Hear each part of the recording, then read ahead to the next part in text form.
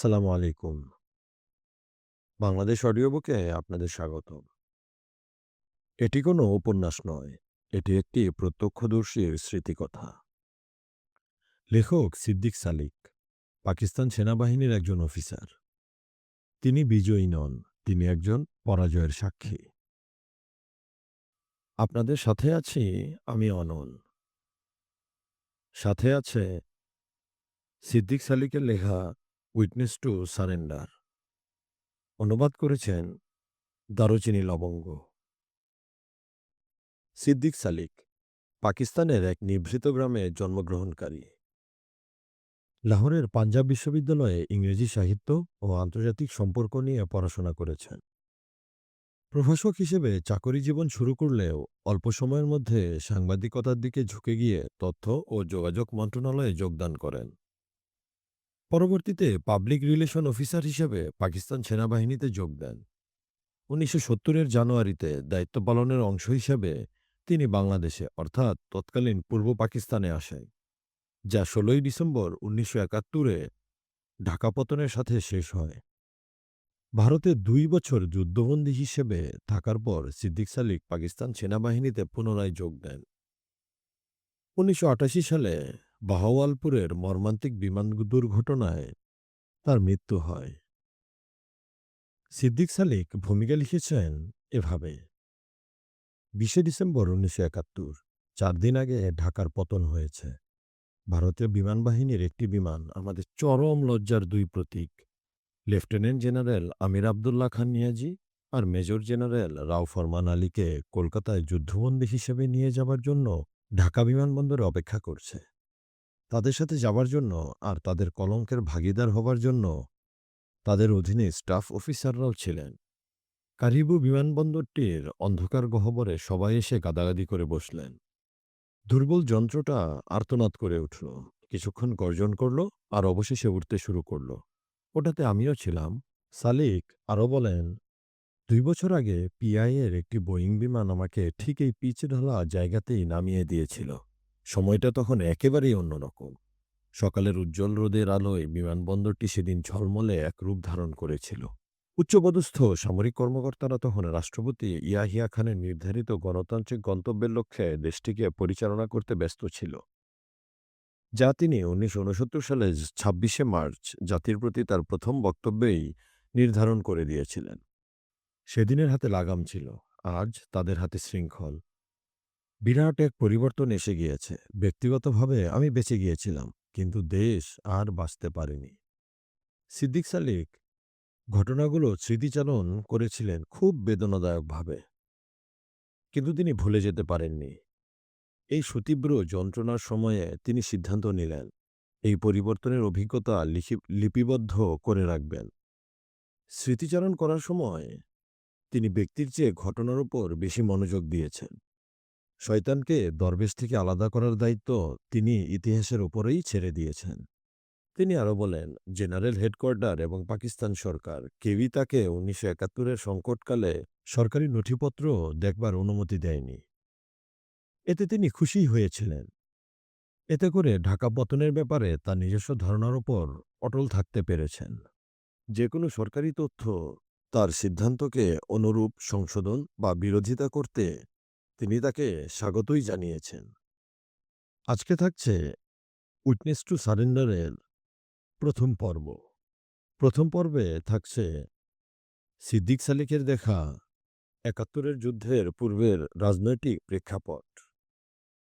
সালিক বলেন, পাকিস্তানের দ্বিতীয় মার্শাল ল-এর প্রথম বর্ষপূর্তি যখন চলছিল, ২৬শে মার্চ ১৯৬৯-এ সেনাবাহিনীর commander in chief Yahya Khan দেশব্যাপী মার্শাল ল জারি করেন।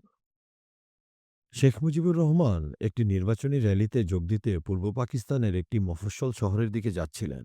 তার ভটভটি গাড়ির পেছনের সিটে তার সাথে ছিলেন একজন অবাঙালি সাংবাদিক, যিনি তার নির্বাচনী কর্মকাণ্ডগুলো নিয়ে প্রতিবেদন করছিলেন। তিনি কিছু সাম্প্রতিক বিষয়ের ওপর শেখ মুজিবকে উস্কে দিয়ে চুপি চুপি তার ক্যাসেট রেকর্ডার চালু করেন।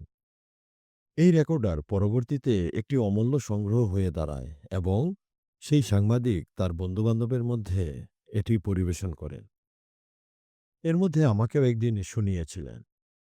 সালিক বলেন, মুজিবের উচ্চ কণ্ঠস্বর তিনি পরিষ্কারভাবেই শুনতে পেরেছিলেন এবং সালিকের স্পষ্টভাবেই মনে হয়েছিল স্বাধীনতার চেতনা মুজিবের কণ্ঠে ঝরে পড়ছিল। মুজিব বলছিলেন, যে কোনোভাবেই হোক আইয়ুব খান আমাকে জনপ্রিয়তার এমন এক উচ্চতায় নিয়ে পৌঁছে দিয়েছেন যেখানে কেউ আমার কোনো কথায় না বলতে পারে না। এমনকি ইয়াহিয়া খানও আমার দাবি প্রত্যাখ্যান করতে পারে না। এখানে উল্লেখ্য, মুজিবের দাবিগুলো কি ছিল? ইয়াহিয়া খানের গোয়েন্দা বিভাগের দ্বারা ধারণকৃত একটি টেপে তারও কিছু আভাস পাওয়া যায়। বিষয়টি ১৯৭০-এর ৩০শে মার্চ সরকার কর্তৃক নির্ধারিত লিগ্যাল ফ্রেমওয়ার্ক অর্ডার নিয়ে। বাস্তবে এটি ছিল একটি সংবিধানের খসড়া যেখানে মুজিবের ৬ দফা বাস্তবায়নের ক্ষমতা ক্ষুণ্ণ করা হয়েছিল। মুজিব ঘুণাক্ষরেও জানতেন না যে তার কথাগুলো রেকর্ড করা হচ্ছে। যেই রেকর্ড আমি শুনেছিলাম সেই রেকর্ডে মুজিব বলেছিলেন, আমার লক্ষ্য হলো বাংলাদেশ প্রতিষ্ঠা করা। নির্বাচন শেষ হওয়ার মাত্র আমি লিগ্যাল ফ্রেমওয়ার্ক অর্ডার ছিঁড়ে কুচি, কুচি করে ফেলব। নির্বাচন হয়ে গেলে আর কে আমাকে চ্যালেঞ্জ করতে পারবে? এটা যখন ইয়াহিয়া খানকে শোনানো হয় তিনি বলেছিলেন, সে যদি বিশ্বাসঘাতকতা করে তো আমি তাকে দেখে নেব। সিদ্দিক সালিক ১৯৭০-এর জানুয়ারিতে হালকা মালপত্র নিয়ে ঢাকার উদ্দেশ্যে রওনা দেন। তখন তার মনে আশঙ্কা ভারতীয় আগ্রাসন নিয়ে ছিল না, বরং অভ্যন্তরীণ রাজনৈতিক সংঘাত নিয়ে তার আশঙ্কা সবচেয়ে বেশি। অন্য সব পশ্চিম পাকিস্তানিদের মতো তাকেও এমনটাই বলা হয়েছিল। মুজিবুর রহমান ৬ দফা শুধুমাত্র রাষ্ট্র থেকে আলাদা হবার একটা গোপন পরিকল্পনা ছাড়া আর কিছুই নয়। আর ১৯৬৮ এর আগরতলা ষড়যন্ত্র ছিল এই পরিকল্পনার বাস্তবায়নের একটা বাস্তব পদক্ষেপ। এই দুই অভিযোগের কোনোটার পেছনের সত্যটাই সালিকের জানা ছিল না। সালিক ভেবেছিল বাঙালি দেশবাসীর সাথে প্রথম সাক্ষাতে এই ব্যাপারটা তার কাছে পরিষ্কার হয়ে যাবে। ঢাকায় আসতে আসতে সালিক ২৫,০০০ সৈন্য নিয়ে তৈরি সেনাবাহিনীর কথা ভাবছিলেন, যাদের সাথে তিনি যোগ দিতে যাচ্ছিলেন। আর ভাবছিল ১৮০০ কিলোমিটার ভারতীয় এলাকার কথা, যার উপর দিয়ে তিনি যাচ্ছেন। ভারত যদি কখনো পূর্ব পাকিস্তান দখল করে নেবার সিদ্ধান্ত নেয়, তাহলে তাদের এই বিচ্ছিন্ন গ্যারিসন কি সেই আগ্রাসনের মোকাবেলা করতে পারবে? একজন বিশ্বস্ত পাকিস্তানি হিসেবে এ ধরনের চিন্তা তার মোটেই সুখকর ছিল না। বরং কিছু মধুর স্মৃতিচারণ করে তিনি নিজেকে আশ্বস্ত করলেন যে সর্বভারতীয় মুসলিম লীগের প্রতিষ্ঠা ঢাকাতেই হয়েছে, আর ঐতিহাসিক পাকিস্তান প্রস্তাব উত্থাপন করেছে একজন বাঙালি। সেহেতু পাকিস্তানের উপর বিপদের কোনো আশঙ্কা নয়। এসব ভাবতে ভাবতে সালিক যখন তেজগাঁও বিমানবন্দরে অবতরণ করলেন, বিমানটি সবুজ মাঠ আর রূপালী মেঘের চাদরে মোড়া ছিল। মেঘ অনেক থাকলেও বিচ্ছিন্নভাবে ছড়িয়ে ছিটিয়ে ছিল। সূর্যের হাসিকে তারা ঢেকে দেয়নি। তিনি নামার পরে ক্যান্টনমেন্টে যাবার জন্য একটি সুবিধাজনক বাহনের অপেক্ষায় বাইরের বারান্দায় দাঁড়িয়ে রইল। অবশেষে একটি সামরিক গাড়ি তাকে লিফট দিতে চাইল। ড্রাইভার পাশ দিয়ে হেঁটে যাওয়া এক বাঙালি ছেলেকে তার সুটকেস জিপে তুলে দিতে বলল। শতচ্ছিন্ন কাপড় পরা ছেলেটি এমন আদেশ মোটেই পছন্দ করল না, কিন্তু তার মালিকের দিকে আক্রোশপূর্ণ একটা দৃষ্টি দিয়ে আদেশ মান্য করল। তার সাদা চোখগুলো সালিকের দিকেও ঘুরেছিল। কালো গায়ের রঙের মধ্যে সেই দৃষ্টি খুবই তীক্ষ্ণ হয়ে ফুটেছিল। সালিক তাকে কয়েকটি পয়সা দিতে গেলে কিন্তু ড্রাইভার চিৎকার করে উঠল, এই হারামজাদাগুলোকে এত প্রশ্রয় দিবেন না। ছেলেটি আবারও তাচ্ছিল্যের দৃষ্টি নিয়ে চলে গেল। সালিককে যারা বিমানবন্দরে অভ্যর্থনা জানাতে পারেনি তারা অফিসার্স মেসে চলে এলেন, তাকে উষ্ণ অভ্যর্থনা জানালেন এবং কুশলাদি জিজ্ঞেস করলেন। কয়েকজন অফিসার তাকে জ্ঞানদান করতে লাগলেন, উপদেশ বিলাতে থাকলেন। বাস্তবে এখানে মার্শাল্য বলে কিছু নেই। ভারী গৃহস্থালী জিনিসপত্র কখনোই কিনতে যাবে না। তল্পিতল্পা গুটাতে হবে। কখন গুটাতে হবে তা বলতেই পারবে না। তোমার অ্যাকাউন্ট শহরের কোনো বাণিজ্যিক ব্যাংকে স্থানান্তর না করে ন্যাশনাল ব্যাংকের ক্যান্টনমেন্ট শাখায় রাখো। তোমার পূর্বতনের বরাদ্দকৃত বাসাটাই ধরে রাখতে চেষ্টা করো, সেটা হবে বাক্সের মতো নিরাপদ। কেউ সেখানে বোমা ফেলতে পারবে না। সালিক বুঝে উঠতে পারেন না কেন কোনো বাঙালি তার উপর বোমা ফেলতে যাবে। সালিক তার অধীন সেনা সদস্য আর তার পরিবারকে চিঠি লিখে দিল যেন তারা এখানে চলে আসে। যদিও তার বন্ধুরা এটাকে খুবই ঝুঁকিপূর্ণ পদক্ষেপ বলে আখ্যায়িত করেছিল, অল্প কয়েকদিনের মধ্যেই তার পরিবার চলে এলো। বাক্সের মতো বাড়িতে অবস্থান গেড়ে নিল। কিছুক্ষণ পরেই একদল বাঙালি তাদের বাড়িতে এসে চড়াও হলো। তবে তারা কোনো বোমা নিক্ষেপকারী নয় বা বিশৃঙ্খলা সৃষ্টিকারীও নয়। তারা ছিল চাকুরি প্রার্থী, অর্থাৎ মহিলা গৃহকর্মী, যারা পশ্চিম পাকিস্তানিদের বাড়িতে কাজ করতে আগ্রহী ছিল। ঢাকায় স্ত্রী আসার পর ঢাকা থেকে ১৪ কিলোমিটার দূরে টঙ্গীতে পাকিস্তান সিরামিক ইন্ডাস্ট্রিতে গিয়ে কিছু তৈজসপত্রের অর্ডার দিতে গিয়েছিল। যাবার পথে বাস্তবের কিছু চিত্র সালিক তুলে ধরেছেন। তিনি বলেন, দারিদ্র্যের এমন সব দৃশ্য আমি দেখলাম যে আয়াদের চাকুরির এই বিপুল চাহিদার কারণটা বুঝলাম। মহিলাদের লজ্জা নিবারণের জন্য সামান্য এক টুকরো কাপড়ও বলতে গেলে নেই। পুরুষরা সব খাটো আর অভুক্ত। চলন্ত গাড়িতে বসেও তাদের পাতলা কালো চামড়ার নিচে পাঁজরের হাড়গুলো গোনা যায়। বাচ্চাদের অবস্থা আরও করুণ। তাদের কারুর কারুর কোমরে মাথা ঘুঞ্চি টুংটুং করে ঝুলছে। এটাই তাদের একমাত্র খেলনা। যখনই গাড়ি থামিয়েছি, ভিক্ষুকরা মাছির মতো আমাকে ঘিরে ধরেছে। আমি এটাই বুঝলাম যে বাংলার গরিবেরা পশ্চিম পাকিস্তানের সবচেয়ে গরিব মানুষটির চেয়েও গরিব। পূর্ব পাকিস্তানের অর্থনৈতিক শোষণের যে অভিযোগ, তার অর্থগুলো আমি বুঝতে শুরু করলাম। নিজেকে কিছুটা সময় অপরাধী মনে হলো। ১৯৭০-এর ১লা জানুয়ারি রাজনৈতিক কর্মকাণ্ডের ওপর নিষেধাজ্ঞা তুলে দেওয়ার পর নির্বাচনের প্রস্তুতি শুরু হয়ে গিয়েছিল জোরে সোরে। বামপন্থী ছাত্ররা মধ্যরাতে মশাল মিছিলের মাধ্যমে নতুন বছরকে বরণ করে নিল। সেই সাথে লাল বিপ্লবের পক্ষে স্লোগান দিয়ে গেল।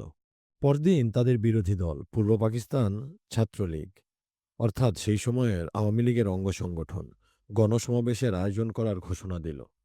তারা বলল, ৬ দফাই হল স্বাধীনতা লাভের একমাত্র পথ। অন্য ছাত্র সংগঠনগুলো, যারা জামাত-ই ইসলামীর মতো ডানপন্থীদের ছত্রছায়ায় ছিল বলে জানা যায়, তারা তাদের শক্তি প্রদর্শনের জন্য কিছুই করল না। নিষেধাজ্ঞা তুলে দেওয়ার সাথে সাথে Krishak Sramik Party, Pakistan National League, Pakistan Democratic Party, জমিয়াতুল উলামায়ে ইসলামের মতো কিছু দল আর মুসলিম লীগের অন্তর্গত কিছু ক্ষুদ্র দল খুঁড়িয়ে খুঁড়িয়ে রাজনৈতিক অঙ্গনে প্রবেশ করেছিল। কিন্তু তাদের পেশি প্রদর্শন শুধুমাত্র তাদের অন্তর্নিহিত দুর্বলতাকেই প্রকাশ করছে। তা কোনোভাবেই হৃদয়গ্রাহী ছিল না। ১১ জানুয়ারি ১৯৭০ আওয়ামী লীগ পল্টন ময়দানে তাদের সভা করল। এক সপ্তাহ পর জামাত-ই ইসলামী এক বিশাল সমাবেশের আয়োজন করে এবং ১৯ জানুয়ারি ন্যাশনাল আওয়ামী পার্টি টাঙ্গাইলের কাছে সন্তোষে এক কৃষক র্যালির আয়োজন করে। যে কোনো দিক দিয়ে বিচার করলে আওয়ামী লীগের সভা ছিল সবচেয়ে হৃদয়গ্রাহী। সুন্দরভাবে আয়োজিত এই সভায় প্রচুর লোকের সমাগম হয়েছিল। সাংবাদিকদের ভাষায় এটি ছিল এক ম্যামথ সভা। চিন্তা করে দেখলে এ ছিল এক অবিস্মরণীয় সভা। শেখ মুজিবুর রহমান তার এই প্রথম নির্বাচনী ভাষণে বলেছিলেন, ১৯৫৬-এর সংবিধানে সমতা মেনে নিয়ে বাঙালিরা ভুল করেছিল। এই খবরটি ১২ই জানুয়ারি ১৯৭০-এ পাকিস্তান অবজারভারে প্রকাশ করা হয়। মুজিব আরও বললেন, যে কেউ যদি বাংলাদেশের ওপর জোর করে চাপিয়ে দিতে চায়, তবে তিনি এর বিরুদ্ধে আন্দোলন গড়ে তুলবেন। ১৯৫৬-এর সংবিধান বাঙালিদের কাছে গ্রহণযোগ্য করে তোলা সম্ভব ছিল, কিন্তু এটা সম্ভব হয়নি। কারণ প্রয়াত তোফাজ্জল হোসেন ওরফে মানিক মিয়ার মৃত্যুতে। এ সম্পর্কে মেজর সালিক বলেন, মানিক মিয়ার সুযোগ্য পুত্র ব্যারিস্টার মইনুল হোসেন তাকে বলেছিলেন, ১৯৫৬-এর সংবিধান বাঙালিদের কাছে গ্রহণযোগ্য করে তোলা সম্ভব ছিল, কিন্তু এখন অনেক দেরি হয়ে গিয়েছে। মইনুল হোসেনের এ দাবির সত্যতা যাচাই করার জন্য সালিক যখন বয়স্ক প্রহরীদের সাথে কথা বলল, তখন তারা বলল, সোহরাওয়ার্দীর মৃত্যুর পর মানিক মিয়াই ছিল মুজিবকে সংযতভাবে প্রভাবিত করার মতো একমাত্র ব্যক্তি। ছাত্রলীগের সমাবেশের এক সপ্তাহ পর একই ময়দানে জামাতি ইসলামী তাদের প্রথম নির্বাচনী সভার আয়োজন করে। জামাত এই সভার গুরুত্ব অনুধাবন করে একে পূর্ণ সফল করার প্রচেষ্টা চালায়, কিন্তু এটা শেষ পর্যন্ত দাঙ্গায় রূপ নেয়। ২ জন নিহত ও ৫০ জন আহত হয়। তাদের মধ্যে ২৫ জন ছিল গুরুতর আহত। দলের আমির মাওলানা আবুল আলা মওদুদী, যিনি বিশেষভাবে এই সভায় যোগদানের জন্য লাহোর থেকে এসেছিলেন, দ্রুত সভাস্থল ত্যাগ করতে বাধ্য হন। দাঙ্গার মধ্য দিয়ে জামাত একটি তিরস্কৃত ও অক্ষম দল হিসেবে আবির্ভূত হয়। স্বাভাবিকভাবেই জামাত এই সংঘাতের জন্য আওয়ামী লীগকে দায়ী করে, কারণ বাংলাদেশ চিরজীবী হোক স্লোগানে ভরপুর ছিল। অন্যদিকে আওয়ামী লীগ ঘোষণা করে এই আক্রমণের পেছনে তাদের হাত ছিল না, যেহেতু এটি তাদের প্রত্যাশিত ভোট প্রাপ্তির জন্য ক্ষতিকর হবে। এখানে একটি গুরুত্বপূর্ণ বিষয় সালিক উল্লেখ করেছেন। সালিক বলেন, একজন উচ্চপদস্থ মার্শাল অফিসার তাকে বলেছিলেন সভার আগে জামাতের প্রতি সরকারি নিরাপত্তা প্রদানের জন্য প্রস্তাব দিয়েছিলেন। কিন্তু জামাত তা বিনয়ের সাথে প্রত্যাখ্যান করে। আমাদের নিজস্ব বন্দোবস্ত করা আছে। ওই অফিসারের মনে হয়েছিল যে জামাত এটাই প্রমাণ করতে চেয়েছে যে আওয়ামী লীগ যদি কারো সহায়তা ছাড়াই সফল সভার আয়োজন করতে পারে তো তারাও পারবে। শুধুমাত্র দুর্বল দলই সরকারি নিরাপত্তা খুঁজে। যখন সালিক এই কথাটা জামায়াতের কাছের একজন সাংবাদিককে বলেন, তখন সেই সাংবাদিক বলেন, না, জামাত নিরাপত্তার প্রস্তাব প্রত্যাখ্যান করেনি। সরকার তার নির্দলীয় চরিত্র প্রতিষ্ঠা করার জন্য নিরপেক্ষ থেকেছে। আরও একটি বড় ঘটনা সালিক এ সময় উল্লেখ করেন। কৃষক র্যালি তুমুল তুর্যধ্বনির মধ্য দিয়ে পালিত হয়। যদিও এটি এনএপি ভাসানী আয়োজন করে, তারা অন্য সব দলকেই আমন্ত্রণ জানায়, যা সামাজিকতাকে প্রতিষ্ঠা করে। সরকার এই র্যালি সফল করার জন্য টাঙ্গাইলের জন্য বিশেষ ট্রেন সার্ভিস চালু করে। ওই স্থানে বিদ্যুৎ সরবরাহেরও ব্যবস্থা করে। গভর্নমেন্ট হাউসের কিছু রাজনৈতিক হোমরা-চোমরা ব্যক্তি চেয়েছিলেন এনএপি ভাসানী থাকুক আর আওয়ামী লীগ রাজনৈতিক বিপক্ষ হিসেবে বেড়ে উঠুক। সালিক এ বইয়ে রাজনৈতিক অস্থিরতার পাশাপাশি ব্যবসায়ী এবং বুদ্ধিজীবীদের মনোভাবও বোঝার চেষ্টা করেন। সালিক বলেন, তিনি যখন বাঙালি ব্যবসায়ী রহমান আহমেদ ভূঁইয়া এদের সাথে কথা বলেন, তখন দৃঢ়ভাবে এই ব্যাপারটা নিয়ে তর্ক করেন যে পূর্ব পাকিস্তানে অর্জিত অর্থ দিয়ে পশ্চিম পাকিস্তানের উন্নয়ন করা হচ্ছে। আওয়ামী লীগপন্থী প্রকাশনাগুলো অভিযোগ করে যে পূর্ব পাকিস্তানে যেখানে মোট রাজস্বের ৬০% আয় হচ্ছে, সেখানে সে পাচ্ছে মাত্র ২৫%। পক্ষান্তরে পশ্চিম পাকিস্তান মোট রাজস্বের ৪০% আয় করেও ৭৫% ভোগ করছে। এর পাশাপাশি তারা অযৌক্তিক ও অসুবিধাজনক বাণিজ্য ব্যবস্থার কথাও সবিস্তারে বর্ণনা করেন, যার ভিত্তি ছিল পশ্চিম পাকিস্তানে। তারা বলেন, একটা জাহাজে পূর্ব পাকিস্তানের জন্য কোনো পণ্য আনা হলে, যেটা আরও পূর্ব থেকে আসছে, আমাদের বগলের তলা দিয়ে সেটা যাচ্ছে করাচিতে। সেখান থেকে আবার জাহাজ করে মালগুলো চট্টগ্রামে আনা হচ্ছে। এর ফলে অতিরিক্ত চালানের খরচই শুধু দিতে হচ্ছে না, অতিরিক্ত সময়ও নষ্ট হচ্ছে। বুদ্ধিজীবীদের শিবিরেও একই পরিস্থিতি। ঢাকায় যাদের সাথে সালিকের প্রথম যোগাযোগ হয়, তাদের মধ্যে ছিলেন পাকিস্তান কাউন্সিল ফর ন্যাশনাল ইন্টিগ্রেশনের বাঙালি রেসিডেন্ট পরিচালক। তিনি সালিককে লাইব্রেরি ঘুরিয়ে দেখিয়েছিলেন। শিল্প অংশের সামনে এসে একটা সুন্দর করে বাঁধানো বই টেনে বের করলেন। এরপর রাগত স্বরে বললেন, দেখো, আমাদের সদর দপ্তর অর্থাৎ রাওয়ালপিন্ডি থেকে এই জিনিস পাঠিয়েছে। জনগণের টাকার শ্রাদ্ধ আর কি। তোমরা কোনোদিন কোনো বাঙালি কবির লেখা এমন শৈল্পিকভাবে ছাপিয়েছ? তার রাগের কারণটা ছিল বিশ্বখ্যাত উর্দু কবি গালিবের বিরল এক সৃষ্টির কিছু নির্বাচিত কবিতা নিয়ে প্রকাশিত বই, মোরাক্কা ই চুগতাই। তিনি এরপর রাজনৈতিক অংশের সামনে গিয়ে দাঁড়িয়ে বললেন, এই যে দেখো, এখানে পুরো শেলফ জুড়ে আছে শুধু তোমাদের কায়েদে আজমের ওপর লেখা বই। আমি তার তোমাদের শব্দটা বলার ভঙ্গিটা খেয়াল করলাম। এরপর চলে এলাম। এখানে সালিক একটি গুরুত্বপূর্ণ পর্যবেক্ষণ উল্লেখ করেছেন। তিনি বলেন, বাঙালিদের সাথে প্রাথমিক সাক্ষাতের পর আমার প্রথম ধারণাটা এমনই হলো যে পূর্ব ও পশ্চিম পাকিস্তানের মধ্যে একটা সম্পূর্ণ মানসিক মতভেদ রয়েছে। এর কি সেতুবন্ধন হবে, নাকি এর ফলে দুই অংশের মধ্যে পুরোপুরি ভাঙন হয়ে যাবে? আমার সাথে সাথে আবারও সেই ২৫,০০০ সৈন্যের কথা মনে পড়ে গেল, যারা আমাদের জাতীয় সেনাবাহিনীর অন্তর্ভুক্ত, আমাদের জাতির সংহতি রক্ষার শেষ ভরসা। ১৯৭০-এর শুরুতেই যদি রাজনীতিবিদ, ব্যবসায়ী, বুদ্ধিজীবী আর অন্যান্যরা পশ্চিম পাকিস্তান থেকে মানসিকভাবে বিচ্ছিন্ন হয়ে গিয়ে থাকে, তাহলে বাঙালি ফৌজ কি এই ভাইরাস থেকে মুক্ত থাকতে পারে? অভ্যন্তরীণ কোন্দল দমন করার জন্য তাদের ওপর কি ভরসা করা যেতে পারে? ভারতীয় আগ্রাসনের ব্যাপারে তারা কেমন প্রতিক্রিয়া করবে? মানসিক ও আবেগের দিক দিয়ে তারা কি সেনাবাহিনীর বাকি অংশের সাথে একাত্ম ছিল? এমন সব প্রশ্নের উত্তর খুঁজতে গিয়েই একটি প্রশ্ন ঘুরপাক খায়। দুই প্রান্তের জোড়ায় কি টানাপোড়েন শুরু হয়ে গেল? কিন্তু এই প্রশ্নগুলোর সম্মুখীন হওয়া প্রথম ব্যক্তি সালিক নন। এগুলো লোকজনকে আগেই তাড়িয়ে বেরিয়েছে।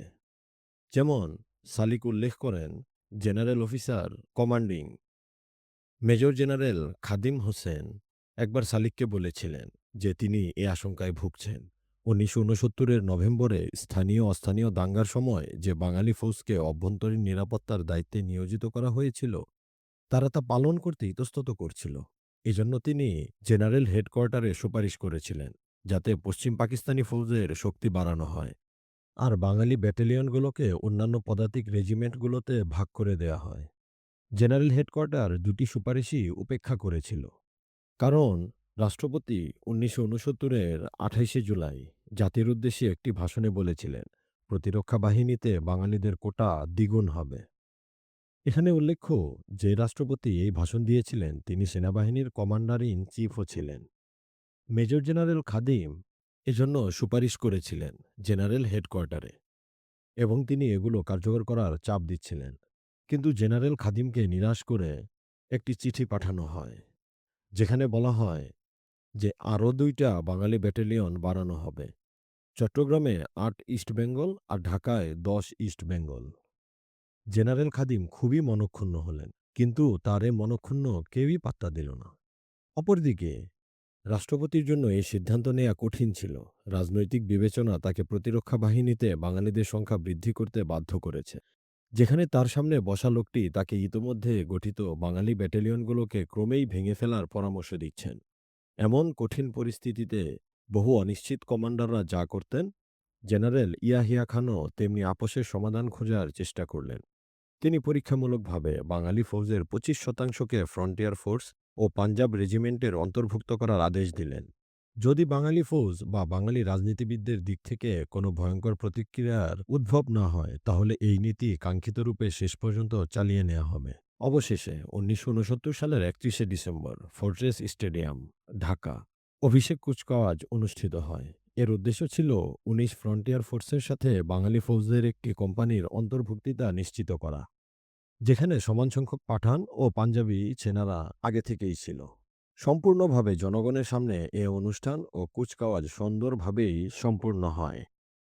কিন্তু জেনারেল খাদিম খুবই ভয় পাচ্ছিলেন এবং আল্লাহর কাছে দোয়া করছিলেন যেন বাঙালিরা নতুন পরিবেশে যে কোনো বিষয় নিয়ে বিদ্রোহ না করে বসে, যেমন খাবারের তালিকায় ভাতের বদলে রুটির অগ্রাধিকার দেওয়া।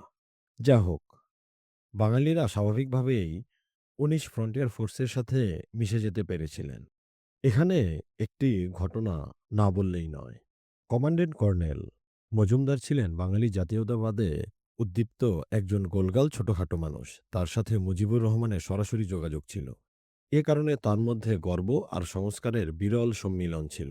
গর্ব বাঙালি জাতীয়তাবাদের, আর সংস্কার পশ্চিম পাকিস্তানের বিরুদ্ধে। একদিন মজুমদার সালিককে বলেন, তোমরা কোটা দ্বিগুণ করা নিয়ে এত ঢাকঢোল পেঁচাচ্ছ কেন? রাষ্ট্রপতির আদেশ যদি পুরোপুরি বাস্তবায়ন করাও হয়, তাতে মাত্র ১৫% প্রতিনিধিত্ব বাঙালিদের জন্য বরাদ্দ হবে, যেখানে তারা জাতীয় জনসংখ্যার ৫৬% গঠন করে। মজুমদার বাঙালি ফৌজদের একমাত্র গুরু ও অগ্রদূত ছিলেন না।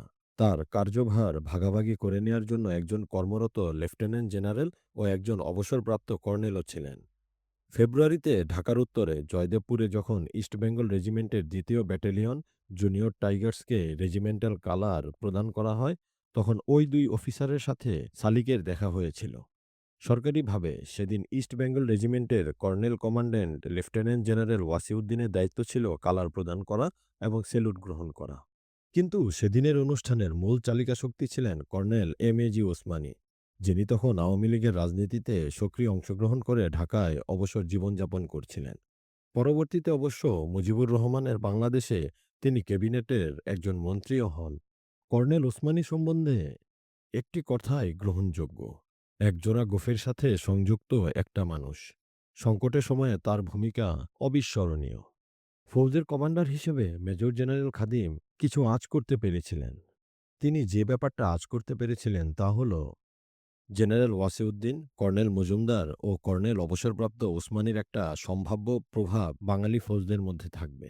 ফৌজগুলো রাজনৈতিক প্ররোচনা দেয়ার কারণে ব্রিটিশ ভারতীয় সেনাবাহিনীর নীতিতে ধস নামার আগেই যে পাকিস্তান স্বাধীনতা অর্জন করেছে, এর অর্থ এই নয় যে বাঙালি ফৌজ নিষ্ক্রিয় হয়ে অনির্দিষ্টকালের জন্য অপেক্ষা করতে থাকবে কবে শান্তিপূর্ণভাবে স্বায়ত্তশাসনের প্রতিষ্ঠা হবে।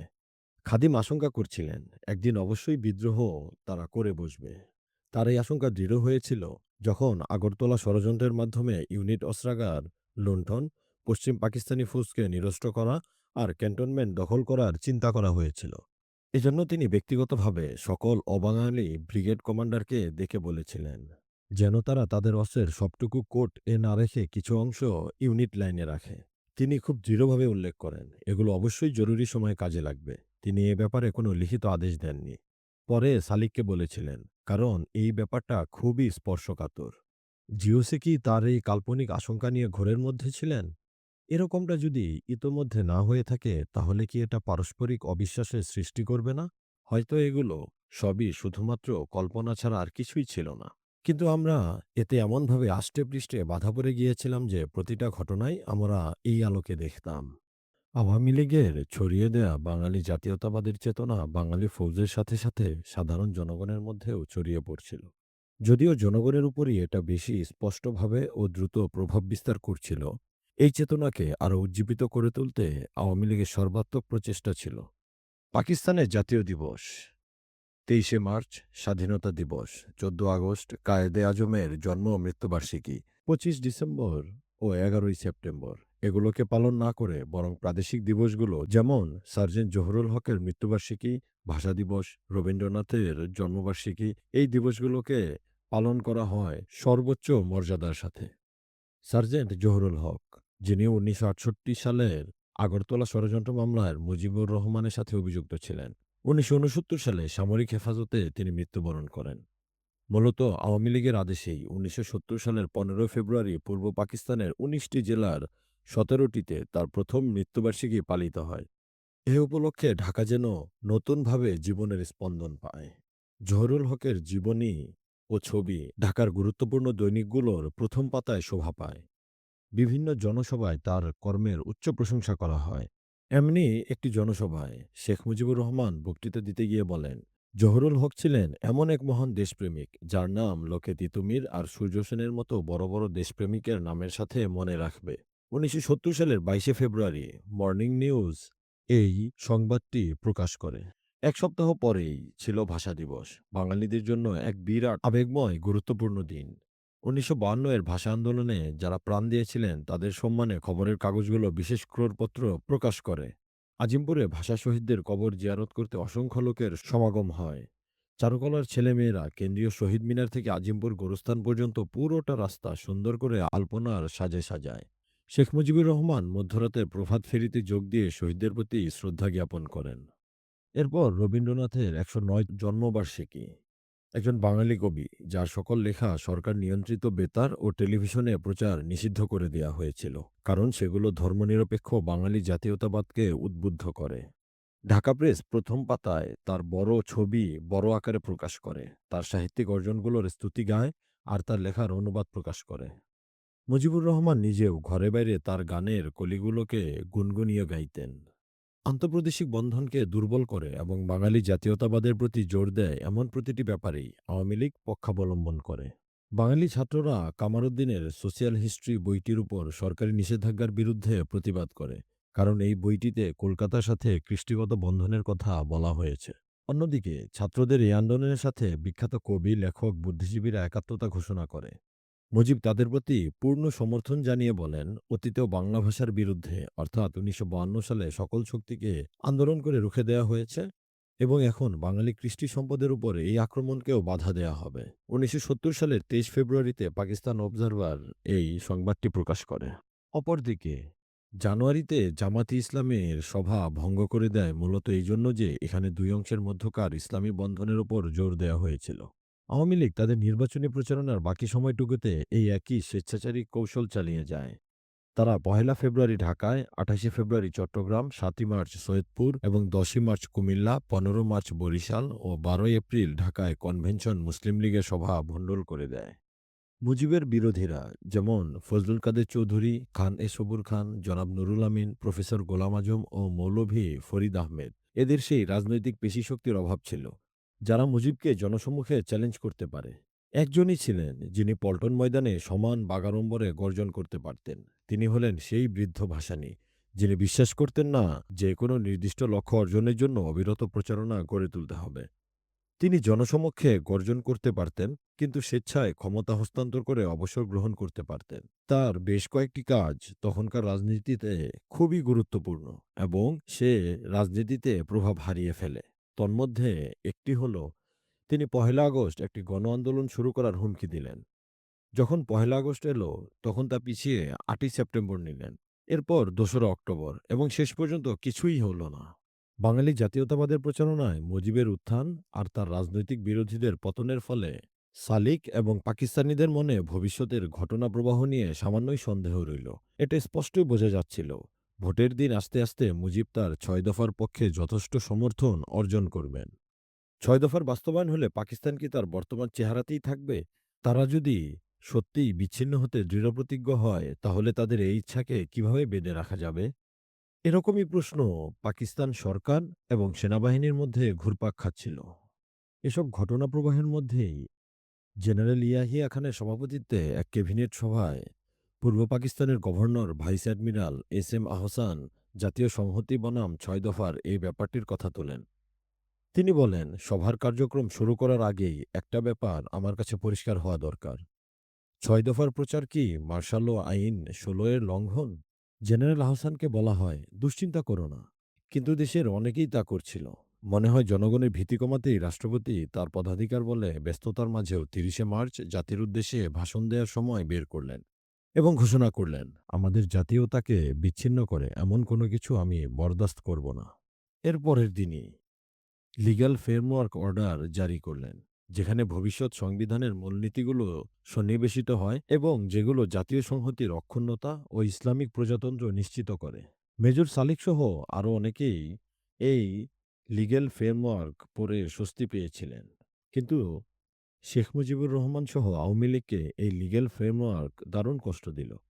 বিশেষ করে ২৫ ও ২৭ নং অধ্যায়ে শেখ মুজিবুর রহমান খুবই বিরক্ত হলেন, যেখানে ভবিষ্যৎ সংবিধান প্রতিপাদনের ক্ষমতা রাষ্ট্রপতির উপর সম্মুখভাবে ন্যস্ত করা হয়। এর মানে দাঁড়ায়, আওয়ামী লীগ বা মুজিব যদি জাতীয় সংসদে সংখ্যাগরিষ্ঠতা পেয়েও যান, তবু তার ৬ দফা বাস্তবায়ন করতে পারবেন না, যদি না তার সংবিধানে রাষ্ট্রপতি অনুমোদন করেন। এ প্রসঙ্গে শেখ মুজিবুর রহমান বলেন, নির্বাচন শেষ হবার সাথে সাথে আমি এলএফও টুকরো টুকরো করে ছিঁড়ে ফেলব। এরকম ঘটনা প্রবাহের মধ্যেই রাষ্ট্রপতি নিজেই ঢাকা চলে এলেন ৪ঠা এপ্রিল। বন্ধুত্বপূর্ণভাবে শেখ মুজিবকে আমন্ত্রণ জানালেন। মুজিব যখন এলেন তখন সালিক সেখানে উপস্থিত ছিলেন। মুজিবকে উষ্ণ অভ্যর্থনা ও সৌজন্যের মাধ্যমে বরণ করা হয়। যখন তারা ব্যক্তিগত আলাপের জন্য সুস্থির হয়ে বসলেন, তখন সালিক সেখান থেকে সরে এলেন। ১ ঘন্টার আলাপের পর ১ ঘন্টা আলাপের পর সালিক ক্যাবিনেট ডিভিশনের পক্ষ থেকে প্রেস নোটের খসড়া করার জন্য এলেন এবং মুজিবের আপত্তি অনুসারে এলএফওর সেই অধ্যায়গুলো সংশোধনী আনা হয়। নোটের খসড়া তৈরি করে তাদের হাতে দিয়ে দিলেন। সৌভাগ্যক্রমে এটি প্রকাশিত হয়নি। ইয়াহিয়া খান ১০ এপ্রিল যখন পশ্চিম পাকিস্তানে ফিরে যাচ্ছিলেন, তখন এলএফওর বিতর্কিত অংশগুলো নিয়ে তাকে ঢাকা প্রেসের মুখোমুখি হতে হয়। মেজর সালিক সেই সময় উপস্থিত ছিলেন। সেখানে রাষ্ট্রপতিকে প্রশ্ন করা হয় এবং চাপ দেওয়া হয় জনগণের প্রতিনিধিদের পাশ করা সংবিধান বিলে রাষ্ট্রপতির ভেটো দেবার ক্ষমতা প্রসঙ্গ নিয়ে। তখন ইয়াহিয়া খান বলেন, ওটা শুধুই পদ্ধতিগত আনুষ্ঠানিকতা। এটা কাজে লাগানোর কোনো ইচ্ছাই তার নেই। এবং আমি নিশ্চিত ইংল্যান্ডের রানীর উপর এমন কিছু সাংবিধানিক আনুষ্ঠানিকতা ন্যস্ত থাকে যা প্রেসিডেন্ট এখন প্রয়োগ করছেন। এছাড়া প্রেসিডেন্ট শেখ মুজিবকে নিশ্চিত করেছেন যে এই ক্ষমতা তিনি কাজে লাগাবেন না। মুজিবের কাছে এই প্রতিজ্ঞা করার পরিবর্তে জেনারেল ইয়াহিয়া খান কি আশ্বাস পেয়েছেন, এটা তৎকালীন পাকিস্তানের কেউই বুঝতে পারেননি। কিন্তু এখানে একটি লক্ষণীয় বিষয়, মুজিবের আরও দৃঢ় বিশ্বাস হয়েছে যে তিনি জনপ্রিয়তার উচ্চ শিখরে পৌঁছে গেছেন। এমনকি ইয়াহিয়া খানও মুজিবের দাবিতে আর না করতে পারেন না। ইয়াহিয়া মুজিবের এই সমঝোতার ২ মাসের মধ্যে মুজিব যথেষ্ট আত্মবিশ্বাস অনুভব করলেন এবং নিজের ক্ষমতা আরও একটু খোলসা করে দেখানোর সিদ্ধান্ত নিলেন। ৪ঠা জুন তিনি ঘোষণা করলেন, যা পাকিস্তান অবজারভার, ঢাকা ৫ই জুন ১৯৭০-এ প্রকাশ পায়। আমার দল আসন্ন নির্বাচনকে ৬ দফা দাবির উপর গণভোট ধরে নিয়ে অংশগ্রহণ করবে। কিন্তু পিডিপি নেতা জনাব নুরুল আমিন পরদিন এটাকে চ্যালেঞ্জ করে বলেন, এই নির্বাচন যদি ৬ দফা দাবির উপর ঘনভোট হয় আর যদি পশ্চিম পাকিস্তান থেকে কোনো সমর্থন না পায়, সেক্ষেত্রে পূর্ব ও পশ্চিম পাকিস্তান বিভক্ত হয়ে যাবে। এ বক্তব্য পাকিস্তান অবজারভার ৬ই জুন ১৯৭০-এ প্রকাশ করে। কিন্তু এ বক্তব্যের পর মুজিব আরও ক্ষেপে ওঠেন। তিনি পরদিন আরও সুষ্ঠুভাবে বলেন, যা পাকিস্তান অবজারভারেই প্রকাশ হয়। গান্ধী, নেহরু আর তাদের ব্রিটিশ অধিপতিদের বিরোধিতা সত্ত্বেও আমরা ১৯৪৬ এর গণভোটে জয়ী হয়েছিলাম এবং আমরা এই গণভোটেও জয়ী হব। জনাব নুরুল আমিন আর তার অধিপতিদের বিরোধিতা সত্ত্বেও আমরা জয়ী হব। অর্থাৎ তিনি পশ্চিম পাকিস্তানের উপর ইঙ্গিত করে বলেন। এখানে একটি লক্ষণীয় বিষয়, মুজিবের এই ঐতিহাসিক তুলনা করাটা খুবই অমঙ্গলজনক ছিল। এতে তখন এটাই প্রতীয়মান হয় যে পাকিস্তানের স্রষ্টার পদচিহ্ন অনুসরণ করে চলছেন যিনি ১৯৪৬-এর গণভোটে জয়ী হয়ে একটি স্বাধীন রাষ্ট্র গঠন করেছিলেন। মুজিবও কি একই পরিণতির জন্য কাজ করছিলেন? ঢাকা ইয়াহিয়া খানের প্রতিনিধিদের একজন তাকে এই প্রসঙ্গে ব্যক্তিগতভাবে প্রশ্ন করেছিলেন। কিন্তু তিনি এই ইঙ্গিত অস্বীকার করেন। এটা তার প্রথম রাজনৈতিক ডিগবাজি ছিল না, শেষও না। মেজর সাদিক আরও বলেন, এরকম বেশ কিছু ঘটনার কথা আমার মনে পড়ে, যেখানে তিনি জনসমক্ষে আতঙ্ক হিসেবে আবির্ভূত হলেও নিভৃতে নিরীহ হয়ে থেকেছেন। এই দ্বৈত সত্তা তাকে জনগণকে নিজের হাতের মুঠোয় রাখতে যেমন সাহায্য করেছে, সেই সাথে তার ধার্মিক অভিপ্রায়ের ব্যাপারে কর্তৃপক্ষের বিশ্বাসও অর্জন করিয়েছে। দক্ষতার সাথে মুজিব রাজনীতির সার্ফবোর্ডে চড়ে জনপ্রিয়তার উচ্চ শিখরে পৌঁছে যান। ইয়াহিয়া খানের মতলব নিয়ে নানান রকম জল্পনা কল্পনা ছিল। অনেকেই এই ভেবে অবাক হয়েছেন যে একজন একনায়ক কেন এমন একজন রাজনীতিবিদকে এত বেশি সুযোগ দিবে। উদাহরণস্বরূপ, এক মানুষ এক ভোট, যাকে তার পূর্বতনরা দেশদ্রোহিতার অভিযোগে দণ্ডিত করেছে। এই অনুমানগুলোর মধ্যে সবচেয়ে প্রচলিত ছিল এটা যে ইয়াহিয়া খান মুজিবের মন জয় করতে চেয়েছিলেন, যাতে তিনি মার্শাল ল উঠে যাবার পরও রাষ্ট্রপতি হিসেবে থেকে যেতে পারেন। মেজর সালিক এখানে একটি কথা উল্লেখ করেন। মেজর সালিক বলেন, তার সামনে ইয়াহিয়া খান অনেকবার বলেছেন, আমাকে পূর্ব পাকিস্তানের সংখ্যাগরিষ্ঠ অংশ আমার সাথে নিয়ে চলতে হবে। মুজিব না হলে আর কে এই পূর্ব পাকিস্তানে প্রতিনিধিত্ব করবে? ইয়াহিয়া খান যাই ব্যাখ্যা করুক, এটাই সত্য যে আওয়ামী লীগ পূর্ব পাকিস্তানে তাদের শ্রেষ্ঠত্ব বজায় রাখতে কোনো রকম বাধা ছাড়াই সব ধরনের ন্যায় অন্যায় কর্মকাণ্ড চালিয়ে যাচ্ছিল।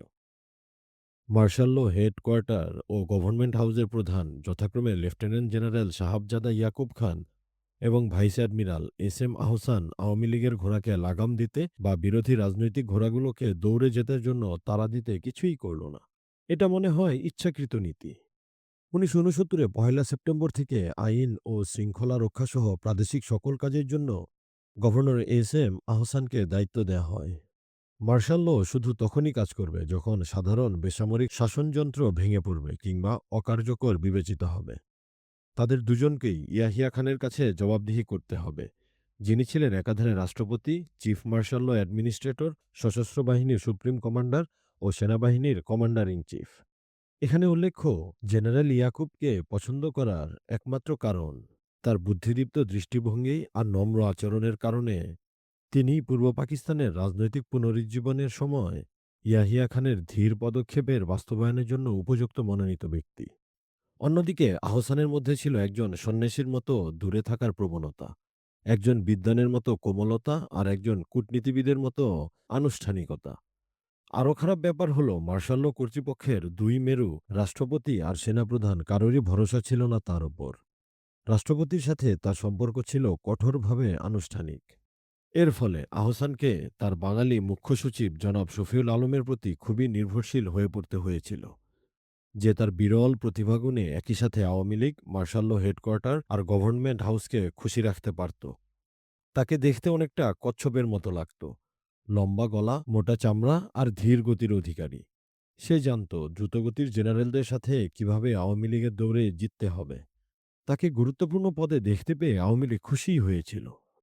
শাসন ব্যবস্থার ক্রমবর্ধমান দুর্বলতা আর মুজিবুর রহমানের ক্রমাগত উত্থানের শক্তির কিছু অনিবার্য ফল ছিল। আইন শৃঙ্খলার সাথে সাথে শিল্প, বাণিজ্য ও শিক্ষাজীবন হয়ে উঠল অনিশ্চিত, অস্থির আর বিশৃঙ্খল। সবচেয়ে বড় আঘাতটা পড়ল কলকারখানাগুলোর উপর। সেখানে ঘন ঘন ধর্মঘট, তালাবদ্ধ ও কর্মবিরতি চলতে থাকল। কখনো কখনো হঠাৎ করে এগুলো বন্ধ হয়ে যেত যে মনে হতো কোনো জাদুর হাত বুঝি শাটারগুলো নিয়ন্ত্রণ করছে। ফলশ্রুতিতে আদমজী পাটকল, নিস্তার পাটকল, খুলনা পাটকল, চট্টগ্রাম স্টিল কারখানা, বিক্রমপুর জাহাঙ্গীর স্টিল কারখানা ও খুলনা নিউজপ্রিন্ট কারখানার মতো বড় বড় শিল্প কারখানাগুলো মাঝে মাঝে শুধুমাত্র তখনই খুলত যখন সেগুলো শ্রমিকদের দুই বিরোধী দলের কিংবা শ্রমিক ও মালিক দলের মধ্যে যুদ্ধক্ষেত্রে পরিণত হতো। এগুলো ধর্মঘটকারী শ্রমিকদের আরও ক্ষিপ্ত করে তুলত। এমনকি ২৯ ও ৩০ জুন ১০,০০০-এর মতো শ্রমিক তাদের কমরেডদের বের করে আনতে খুলনা জেলগেট ভাঙার চেষ্টাও করে। এর ১ সপ্তাহ আগে একটা স্টিল কারখানার বাইরে শ্রমিকদের ছত্রভঙ্গ করার চেষ্টা করায় একদল শ্রমিক পুলিশের অ্যাসিস্ট্যান্ট সুপারিনটেনডেন্ট জনাব ফজলুর রহমান চৌধুরীকে মেরে ফেলে। তার লাশ টেনে নিয়ে ক্ষতবিক্ষত করা হয়। কারণ সে পশ্চিম পাকিস্তানের দালাল হিসেবে কাজ করছিল। সবচেয়ে আশ্চর্যের বিষয়, মুজিব নিহতের জন্য একটি সহানুভূতির শব্দও উচ্চারণ করলেন না। ছাত্ররাও শ্রমিকদের পাশাপাশি পূর্ব পাকিস্তানে বিশৃঙ্খল অবস্থা সৃষ্টিতে অংশগ্রহণ করেছিল। গ্রীষ্মের শুরুতে যখন পরীক্ষার সময় এলো, তখন তারা এটা সেটা অজুহাত দেখিয়ে পরীক্ষা বয়কট করল। এমনকি তারা দায়িত্বরত ইনভিজিলেটর ও পরীক্ষকদের ঘেরাও করল। আক্ষরিক অর্থে শর্ত মানাতে জোরপূর্বকভাবে আটক করল। অনেক সময় টানা হেঁচড়া এবং ধারালো অস্ত্র দিয়ে আঘাত করতেও দ্বিধাবোধ করল না। যখন কোনো পরীক্ষা ছিল না, তখন তারা সরকারকে কশাঘাত করতে তাদের ১১ দফা দাবি নিয়ে দাঁড়ালো।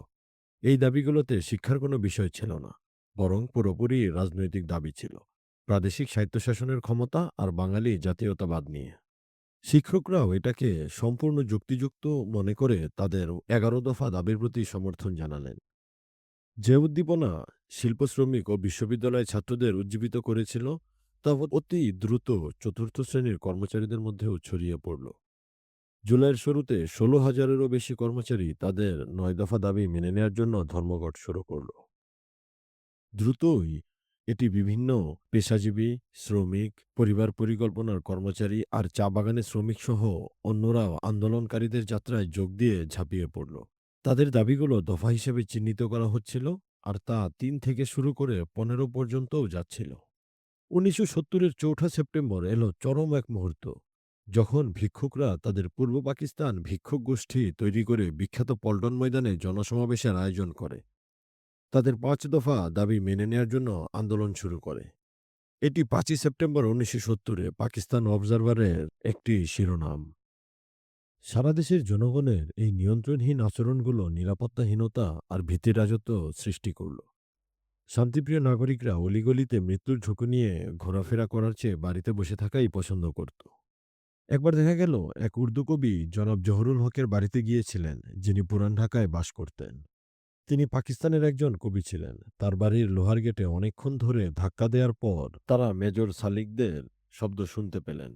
দরজা খোলার আগে লোহার প্রতিরক্ষার ওপাশ থেকে একজন চাকর সালিকদের পর্যবেক্ষণ করে নিশ্চিত হয়ে নিয়েছিল যে তারা সৎ উদ্দেশ্য নিয়ে এসেছিল। একটা ঘটনার কথা সালিক এখানে উল্লেখ করেন। ঘটনাটি এরকম: ফেরার পথে আমি একটা খবরের কাগজের অফিসে নামলাম। সেখানে এক বাঙালি ব্যারিস্টারের সাথে আলাপ হলো, যিনি ওই কাগজে আইন বিষয়ক লেখা লিখতেন। স্বাভাবিকভাবেই আমাদের আলোচনায় সাম্প্রতিক অবস্থার কথা উঠে আসলো। তিনি বললেন, আইন নিয়ে পরিহাস করো না, এমনকি মার্শাল ল নিয়েও না। হয় এটাকে যথাযথভাবে প্রয়োগ করো, নয়তো তুলে দাও। বেসামরিক আইন বা মার্শাল ল এর কেউই কোনো সংশোধনী পদক্ষেপ নিল না। আইন শৃঙ্খলা পরিস্থিতির ক্রমাগত অবনতি ঘটতে থাকলো, শিল্প বাণিজ্যের কোনো উন্নতি হচ্ছিল না। শিক্ষা প্রতিষ্ঠানগুলোর শিক্ষা প্রদান বন্ধ ছিল। আওয়ামী লীগের উগ্র জাতীয়তাবাদ বেড়েই চলছিল। এর বিরোধীদের বেশিরভাগই রাজনৈতিক প্রতিযোগিতা থেকে এক এক করে নিজেদের গুটিয়ে নিচ্ছিল। এমনই এক পরিস্থিতিতে পূর্ব পাকিস্তান ১৯৭০-এর ডিসেম্বরে সাধারণ নির্বাচনের মুখোমুখি হল।